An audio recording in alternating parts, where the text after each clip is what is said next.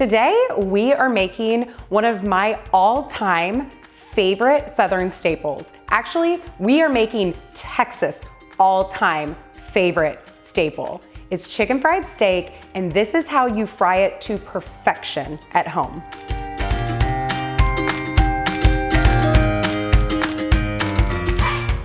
If you've never made chicken fried steak before, you might be wondering, what is chicken fried steak? Why is it called chicken fried steak? And why do I need to eat it? Well, the answer to the last one is because it's probably one of the most delicious foods in the entire world. If you're wondering why it's called chicken fried steak, it's because you fry it, just like you would fry chicken. And lastly, what is it made of? Chicken fried steak is made up of tenderized cube steaks, which come from the shoulder of the cow, which is a really hard-working area, which means the cut is tough, but it's also very inexpensive, which makes it great for budget-friendly dinners. Chicken fried steak can be broken down to just a few simple steps. The first step is to pat the steaks dry and season them directly. Seasoning the meat directly rather than just relying on your breading mixture will make sure that there's flavor in every single bite of your chicken fried steak. Then we're gonna move on to our dredging station. The dredging station is going to consist of 3 trays.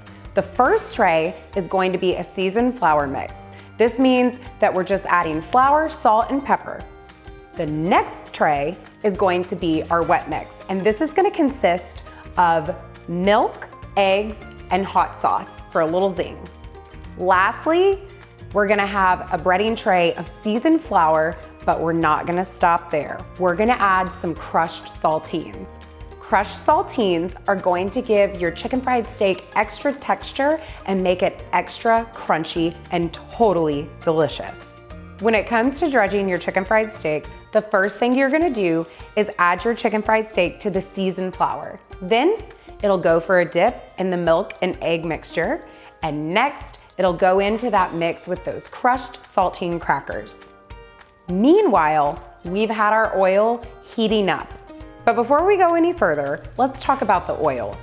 The oil matters when it comes to frying. And for this recipe, I highly recommend that you fry in canola oil. Other oils that you could use that also carry with them a high smoke point would be vegetable oil or peanut oil. What we're really looking for is a flavorless oil with a high smoke point. So once you've got your oil heated through to 350 to 375 degrees, it's time to fry. Add your breaded cube steaks to the pan, taking care not to overcrowd. Typically, this means you can only fry 2 to 3 cube steaks at a time. You'll fry each cube steak for 2 minutes, then turn it and fry it for about 2 minutes more. These babies cook up fast. So pretty much as soon as they start to turn a nice golden brown, they're ready. Then we're gonna transfer them to a sheet pan lined with paper towels. If you wanna make sure that your chicken fried steak stays crispy on both sides, add a cooling rack on top of your paper towels, and this will keep condensation from building underneath the bottom of your chicken fried steak.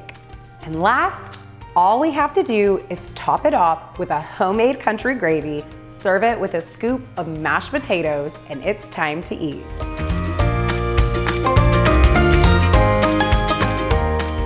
Take note that if you're looking for a stellar homemade country gravy recipe, you can find that at theanthonykitchen.com along with hundreds of more Southern staple recipes. If you liked this video, remember to give it a thumbs up and share it with your friends. Thanks so much for watching, and we'll catch you next time.